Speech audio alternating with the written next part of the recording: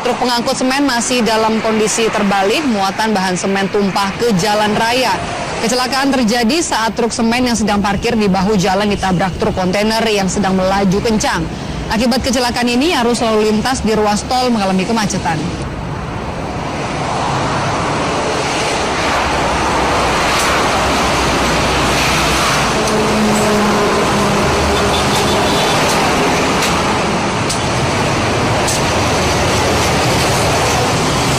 Kepolisian Daerah Istimewa Yogyakarta menangkap 4 tersangka pembobol kartu ATM.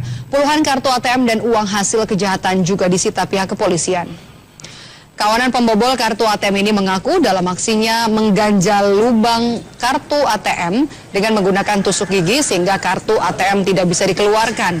Mereka kemudian memancing nasabah untuk memberikan nomor PIN ATM dan salah satu dari kawanan ini menyamar sebagai petugas bank yang membantu mengeluarkan kartu ATM dari dalam mesin. Saat nasabah lengah, kartu ATM ditukar. Terakhir kali kawanan ini beraksi di salah satu mesin ATM di Sleman dengan menguras uang nasabah hingga 56 juta rupiah. Uang tunai itu disita petugas bersama puluhan kartu ATM dari sejumlah korban.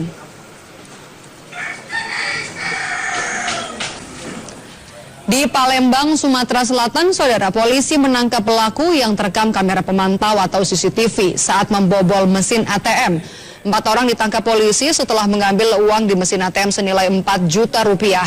Dengan alat bantu obeng, mereka mampu mengambil uang di mesin ATM tanpa mengurangi saldo.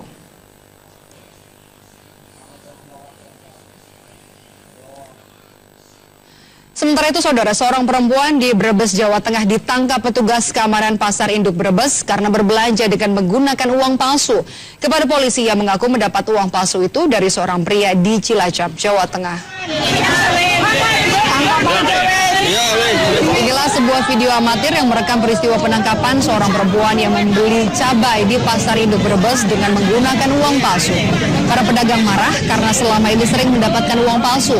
Tak kurang 8 pedagang di Pasar Induk Brebes mengaku menjadi korban. Pelaku mengaku mendapatkan 10 lembar uang palsu 100 ribuan dengan cara membelinya seharga 200 ribu rupiah. Dari tangan pelaku, polisi menyita 8 lembar uang palsu. Di Brebes. Dari Tegal Brebes. Lahirnya di mana?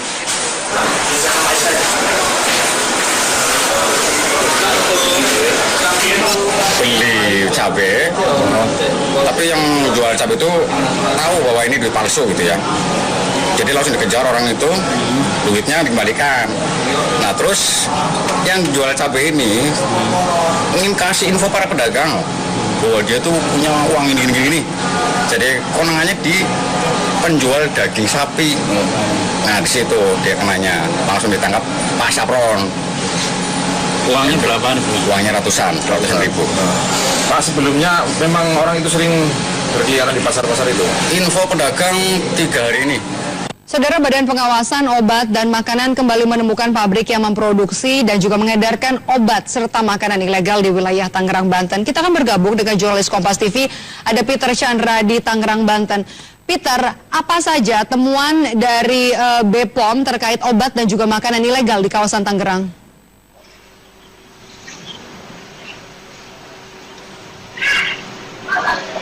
Sejauh ini yang pertama adalah tidak adanya surat edar atau surat izin edar produk kepada masyarakat.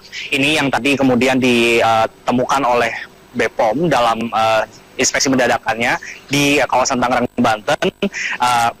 Yang pertama adalah tanpa tidak ada izin edar untuk proses produksi. Badan Pengawasan dan Obat dan Makanan Republik Indonesia, karena sesuai dengan kewenangannya dalam Undang-Undang, BPOM bertugas untuk mengawasi dan juga mengevaluasi dari proses produksi bahan makanan yang ada di Indonesia. Lalu yang kedua, dalam tinjauannya tadi secara langsung, BPOM menemukan adanya indikasi penggunaan bahan berbahaya dalam proses produksi bahan makanan, yaitu kecap dan juga sambal dalam kemasan botol yang berada di tempat kami melaporkan saat ini. Indikasi ini kemudian nanti akan diuji di laboratorium oleh pihak BPOM, karena tadi sudah diambil beberapa sampelnya untuk kemudian akan diuji apakah mengandung bahan berbahaya, dan jika memang mengandung bahan berbahaya yang seperti apa yang terkandung di dalamnya. Kalau tadi kami mencoba mengkonfirmasi kepada Kepala BPOM Yeni Lukito, adanya indikasi ini adalah yang pertama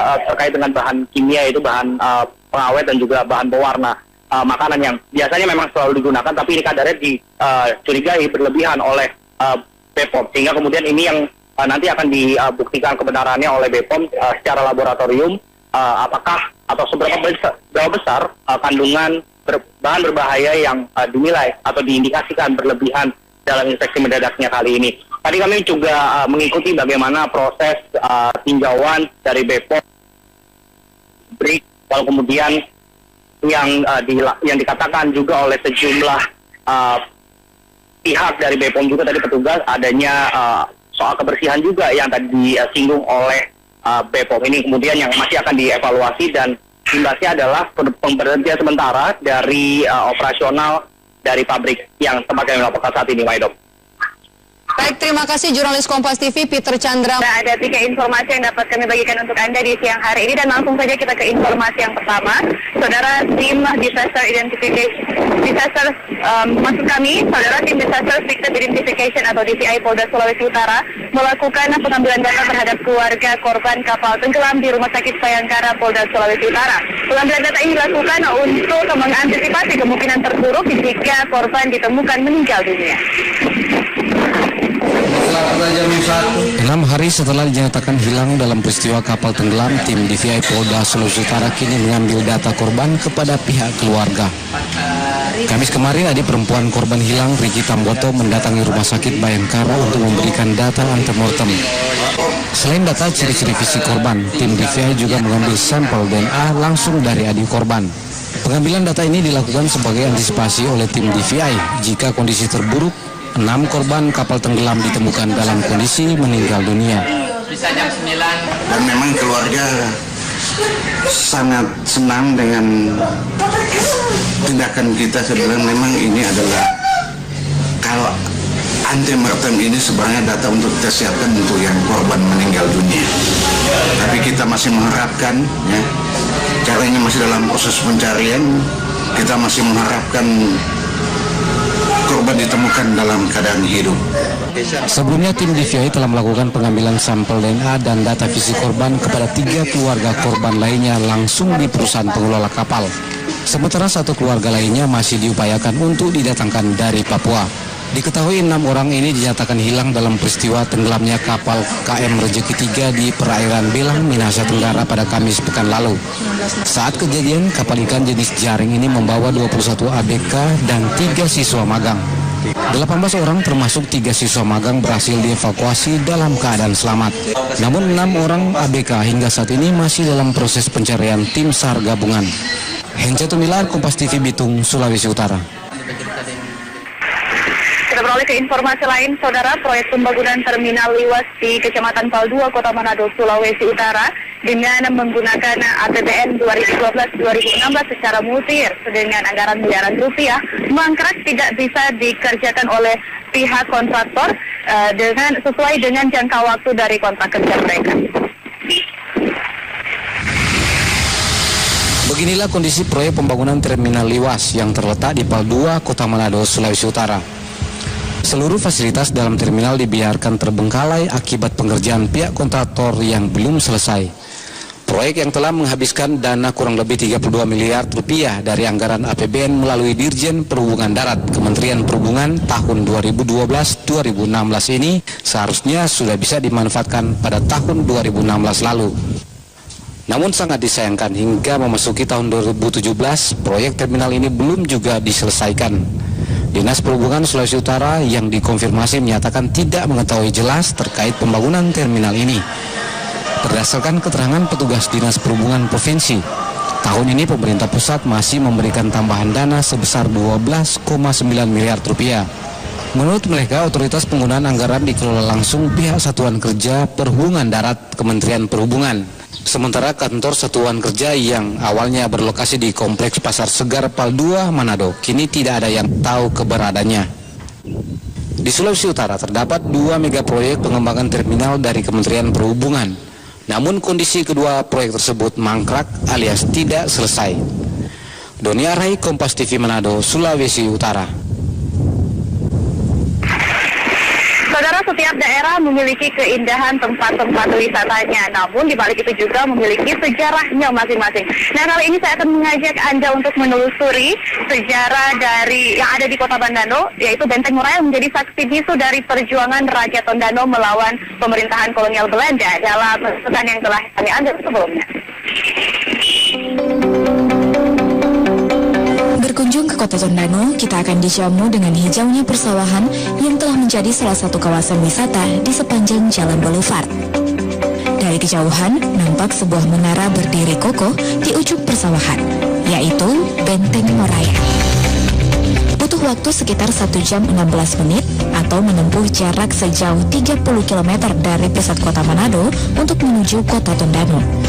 Dari areal persawahan menuju Benteng Moraya, kita akan melewati patung Korengkeng Sarapung yang terletak di pertigaan Jalan Desa Roong, Tondano Barat. Patung ini merupakan bagian dari sejarah Benteng Moraya. Kota Tondano memiliki sejarah yang sangat panjang, dan Benteng Moraya merupakan salah satu peninggalan sejarah yang juga menjadi saksi bisu dari perjuangan rakyat Minahasa melawan pemerintahan kolonial Belanda. Nah, saudara, Benteng Moraya diambil dari nama danau yang diselumuti darah. Dulu sejarahnya adalah Benteng Moraya ini merupakan tempat pertahanan dari para rakyat Tondano untuk melawan pemerintahan kolonial Belanda yang puncaknya itu terjadi pada tahun 1808 hingga 1809. Namun perangnya sendiri sudah berlangsung sejak tahun 1660-an. Dan sejarahnya tertuang dalam 12 pilar yang ada di Benteng Moraya ini. Semuanya terpahat jelas, baik orang-orangnya ataupun tulisan sejarahnya ada dalam pilar-pilar yang ada di tempat ini. Menurut peneliti sejarah atau sejarawan, pemukiman Minawanwa sudah ada sejak abad ke-11 Masehi. Dalam perang Akbar melawan penjajah, benteng ini menjadi hancur tepat pada bulan Agustus tahun 1809. Tempat wisata ini belum lama dibangun oleh pemerintah Kabupaten Minahasa setelah penemuan beragam kayu pondasi orang Minahasa zaman dulu yang sangat besar, serta penemuan waruga atau tempat pemakaman orang zaman dulu yang masih bisa dijumpai di tempat ini.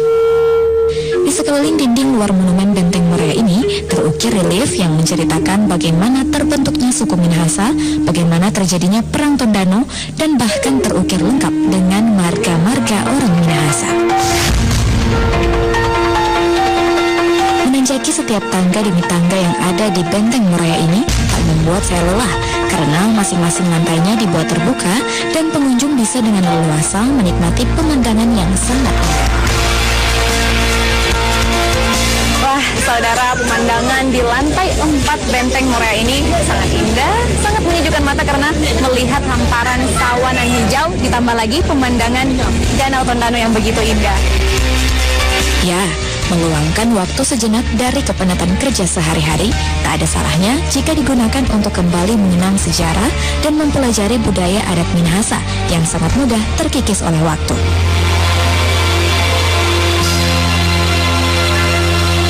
Jimmy Kindangen, Jimmy Dapar, Kompas TV Manado, Sulawesi Utara.